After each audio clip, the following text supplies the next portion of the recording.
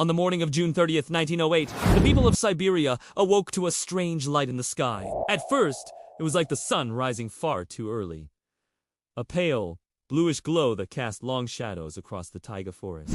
But within moments, that light became a fire. Siberia, at the turn of the century, was one of the most isolated places on Earth. A vast expanse of pine and birch, stretching for thousands of miles, broken only by rivers and the occasional remote village. The Tunguska River region, deep in the 𝐓𝐻𝐸 lands, had no roads, no telegraph, and no rail. For most of the world, it didn't even exist. Just a blank patch on the map.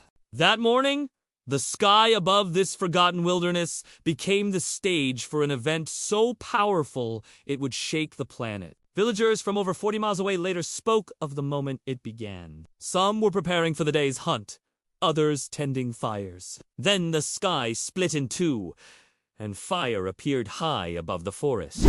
From where the fire stood, there came strong heat.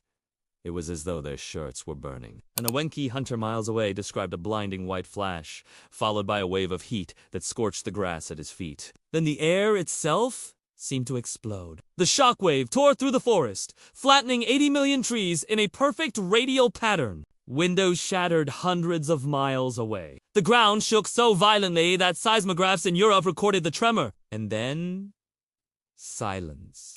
Where moments before there had been fire in force, now there was only the faint hiss of burning trees. A black column of smoke and dust rose into the stratosphere, its shadow stretching far beyond the horizon. No one in Tunguska saw any object hit the ground. When the brave finally approached the epicenter days later, they found no crater.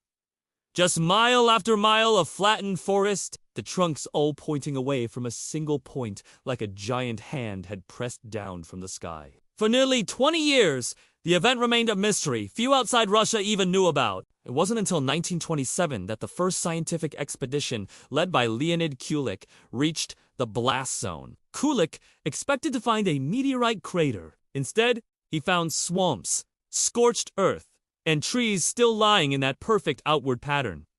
But no trace of any space rock. Over the decades, scientists have tried to explain Tunguska. Some believe it was a stony asteroid, perhaps 100 to 200 feet wide, entering the atmosphere at immense speed and exploding several miles above the ground. The energy release would have been between 10 and 15 megatons of TNT, more powerful than the atomic bomb dropped on Hiroshima. Others suggest it was a fragment of a comet, mostly ice, which vaporized on entry, leaving no solid debris. And then there are the more exotic ideas.